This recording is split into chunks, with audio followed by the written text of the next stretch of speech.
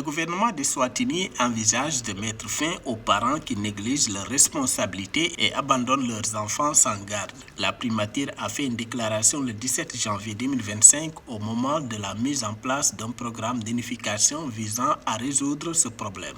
D'après l'exécutif, cette démarche correspond aux initiatives menées par les Swatini dans le but d'atteindre le troisième objectif de développement durable des Nations Unies ODD, destiné à garantir une santé optimale et à favoriser le bien-être de chacun, indépendamment de son âge. Ceci constitue aussi une avancée significative vers la concrétisation de l'ambition de Sa Majesté de faire de l'Eswatini un pays de premier plan mondial.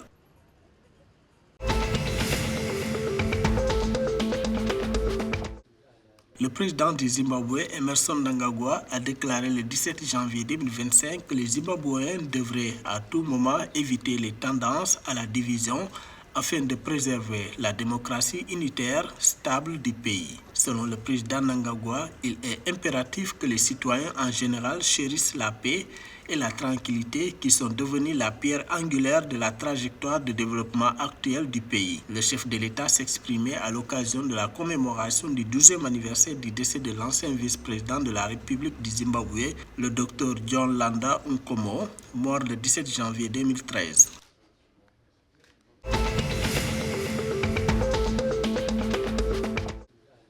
L'Afrique du Sud a connu une amélioration significative dans le dernier classement Index des passeports Henley pour 2025, passant de la 53e à la 48e place, marquant le classement le plus élevé du pays depuis plus d'une décennie. Déclaration faite le 16 janvier 2025 par le ministère de l'Intérieur, indiquant que le Mamba vert est entré dans le top 50 pour la première fois depuis une décennie. Ce bond dans les classements mondiaux reflète la mobilité internationale croissante du pays, les détenteurs de passeports sud-africains bénéficiant désormais d'un accès sans visa ou d'un visa à l'arrivée à 106 destinations de voyage.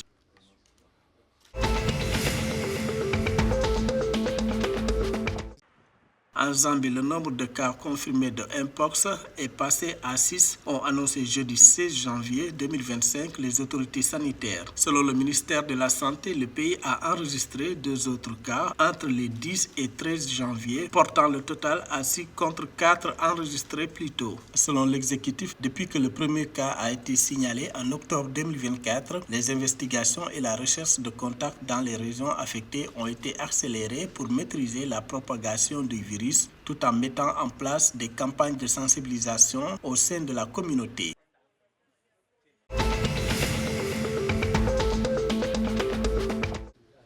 Le président angolais João Lourenço a réitéré le 15 janvier 2025 son soutien à l'équipe nationale senior féminine de handball, vainqueur en décembre 2024 du 16e championnat d'Afrique de ce sport. En accueillant au palais présidentiel les championnes d'Afrique et les responsables de la Fédération angolaise de handball, João Lourenço a souligné que les Angolais ont généralement pris conscience de la prééminence acquise par l'équipe senior féminine de handball sur le continent africain au cours des dernières années. L'équipe a gagné 16 des 22 possibles, se positionnant 19 fois sur le podium.